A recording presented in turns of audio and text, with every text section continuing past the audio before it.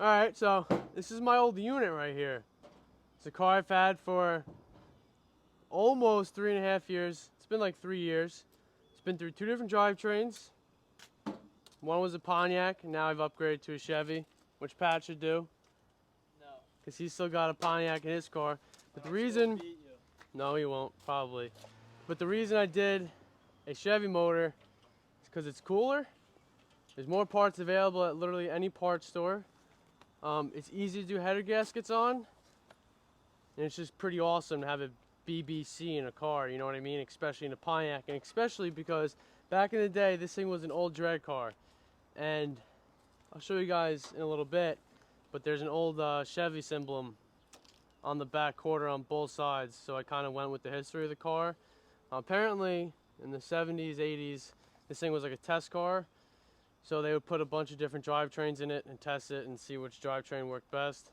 There was a manual in it at one point, so the trans tunnel was absolutely destroyed. It was cut probably like foot by foot on the driver's side, so there's a gaping hole in it. The quarters are cut, the bracing in the trunk is cut out, the bracing in the doors are cut out, so it's basically just a shell of a car. So I basically don't really care what I do to it as long as I don't crash it, burn it, or light it on fire, or you really just drive it into an ocean. I really don't care what happens to it. I'd put a 12-valve Cummins in this thing. It won't matter because it's already so destroyed. The floor is Swiss cheese because there's so many holes in it. Not rust holes. This thing's actually pretty rust-free. There's basically no rust on it compared to the other junk we have. There's just a lot of drill holes for, you know, accessorize. There used to be a roll cage in it. This thing is just, it's really just like a blank slate for a car. So I don't really feel bad doing what I did to it. I will never feel bad because it's a pretty awesome car. But now it has a big block Chevy 454. It's pretty built. It's got 12-to-1 compression, around 12-to-1 compression. It's got Tremec 5-speed, a TKO 600, and it has a quick performance 4.9-inch with 370 gears. And that's really it. I mean, previously I had a junk 8.2 with like 308s, which I loved because it was great at doing burnouts. I had a turbo 350, which also ate. That thing saw so many burnouts. We pulled the pan off one time, and there was just like probably metal sizes, chunks of metal like that big, because it was pretty awesome. And I slapped a new filter, oil change gasket, and put it right back in, and it kept on eating. And it probably would have kept on going if I didn't change it. But big block for the win, right? Right, Pat? But for tires, it's got some small skinnies up front. It's not like skinny or typical drag strip skinny, but it's skinny compared to what other cars have. In the rear, it's got 295 65 15, which I'm going to change. I'm going to put 295 55s on because I want smaller tire. But the reason it's got such big tires is because since the quarters are cut so high, I wanted the wheel well to be filled so it didn't look so silly. But now I really don't care because I'm going to lower the front 2 inches. Which it already was lowered, but then I raised it back up, and then now I'm going to raise it back down. I'm going to put smaller tires on the rear. And they're brand new tires, so I bought a $600 set of tires for no reason. I never did any burnouts on them because the Pontiac motor could never spin those big tires with 308s. So now it's getting smaller tire and lower in the front 2 inches. And yeah, other than that, this is the only, well, besides the hood's not on. Hood's right there if you can see it. But it's the only original body panel. No, the only body panel that is not original. The other one got hit by the previous owner like in the late 80s. So I got a just a new old stock one painted black, and slapped some decals on it for extra horsepower. The hood's not original because it's a GTO hood, and I wasn't cutting that, so I bought a rusted out GTO hood, cut it, bought a fiberglass cowl hood, and just zipped it on. So now it looks like I have more horsepower. And the interior, I bought some Amazon seats. You know, some Amazon bucket seats from China. Pretty good. They haven't done me wrong. I haven't gotten in an accident yet. Hopefully never. But we don't have seat belts. You don't need seat belts where we're going. You know, it's not like we're getting any accidents. We drive safe. And if I don't drive safe, no one's in the car with me, so it's only me who's going to get hurt. But that'll never happen because she's a good unit. She got cruise control. She got lane assist, crash assist. It's got... What else has it got? Yeah. It's got windshield wipers, it's got defrosters, you know, it's got the whole nine. It's basically just as high tech as your new car, you know? But yeah, she's a good unit. I'll show you around it. There's not much to look at. I took the most time on the setup. Why? Because I take pride in it. That's why. But a lot of wiring went into it, a lot of money, a lot of time, a lot of patience, a lot of stress, a lot of aggravation. Basically everything that goes with this hobby went into it, as with every other car, unless you buy a car running and driving. So, here we go. Alright, so here's how we open the trunk. Yep. Boop. Pop that in there. Alright, so here we have the battery, or the battery. We got all the wiring, and this is what I'll talk about. No trunk brace. Absolutely nothing. Like, they just cut it all out. And you can tell right there how high the quarters are cut. This side, not so much. It's cut a little lower. See, now, that side has a better radius, so they weren't as drunk when they cut that. But this side is lower, but it's not even circular. So, basically what's back here is the battery, 2 distribution blocks, circuit breakers, and an external fuse panel. So the reason I put all the grounds back here is so I didn't have a bunch of wires either in the engine bay or under the dash, a bunch of stuff hanging down, so I didn't have a mess. Yes, I wasted like 100 feet of negative cable, but whatever, it looks nicer, it's neater, it's more organized, it's a lot easier for me to process what's going on. And there, everything positive wise runs back here as well. So we have the MSD, we have the lights for the gauges. You know, everything that needs power is powered back here, and everything that needs ground is ground back here, except for the engine block. So that's an external fuse panel, and what runs off that is basically just all my accessories, lights, my headlights, my gauge lights, the MSD box, fans, and everything else. And everything in this car is key on, so I don't have any switches. I don't want any switches. I want everything to look nice and simple and clean. So that's all what's back here in this trunk. Is rust free. I don't know what they did to this. It looks like they just took a Sawzall and went to town for literally no reason. The only rust in the car is right here. Just like that. Trunk, perfectly solid. No rust shaking there. Very clean trunk in general. So yeah, that's the trunk. And that's what I was talking about, the Chevy badge. That's what they did. That's the rest of the rust. But that's what they did. So they put a Chevy badge, so I was like, might as well put a Chevy engine in it. And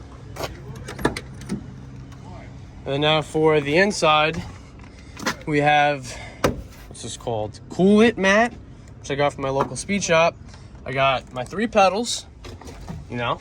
This was already in the car, which I think it's original. Brake pedal and Wampage pedal. Wah.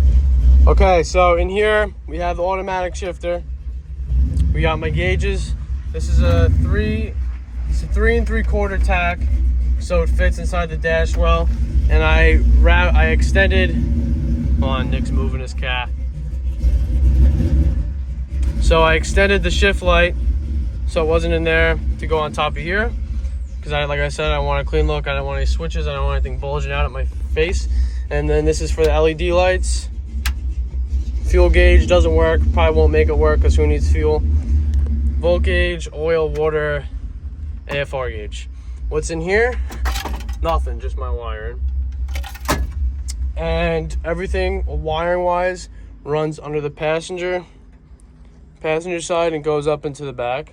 The only thing that runs on the driver's side is the 12-volt power for the push to start. And how you start this thing: key on, push that button right there.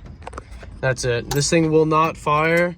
If you crank it with the key, it'll crank, but it will not fire. What fires it is that push to start right there. That's really it for the interior. Headliner's very nice. It's got a couple rips here and there, but what are you gonna do? These are the Amazon seats I was talking about. Got these things for like 320 bucks for the pair. The floor is rust free. Just like I said, it's mangled from roll cage. All the holes that were drilled in the floor to make everything work, what they used to do back in the day.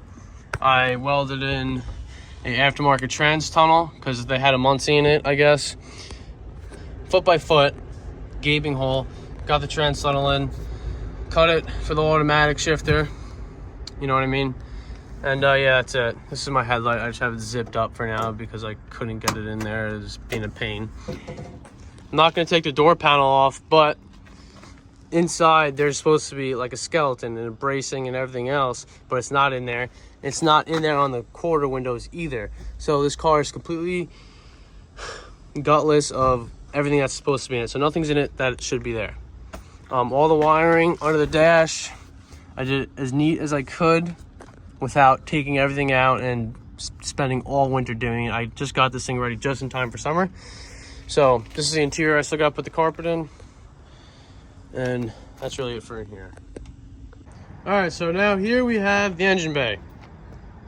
What's going on in the engine bay? Like I said, 454 built, around 12 tons compression. It's got a Proform 750 on it. It had an 850, but I gotta tune it up a little bit, put a rebuild kit on it, and then slap her back on. We have MSD 6AL, blaster coil, Pro Built distributor. You know, I did a little custom bracket. You know, it's literally just a piece of metal for the fuel regulator because I didn't know where to put it, where it looked proportioned with the car or the engine bay. So I did that. It looks nice. I put an elbow for the fuel pressure gauge so I could see it. It's all stainless steel fuel line. Why to do that? I don't know. It looks nice. Into the trunk, it's all stainless steel. There's not really much to it. It's a cold case radiator, electric fans, brake booster. You know, it's a very simple engine bay. There's nothing crazy going on. That's a switch. Those are the LED headlights. That's the switch I was telling you about. The only switch in the car. But yeah, there's really nothing much to it. You know, since this is never meant to be in this car, I had to get 65 Chevelle headers, which are on the frame on both sides.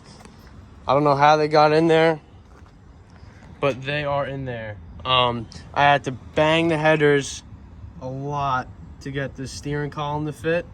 I still have some more fabrication to do, if you know what I mean, for some clearance. But I took the blower motor or the blower box out. I just put a plate of steel in there, drilled some holes, and called it a day with some grommets, and that's really it. Other than that, it's very simple. I have the hood right there. That's what I was talking about with the fiberglass cowl. Literally just bolts, and that's really it.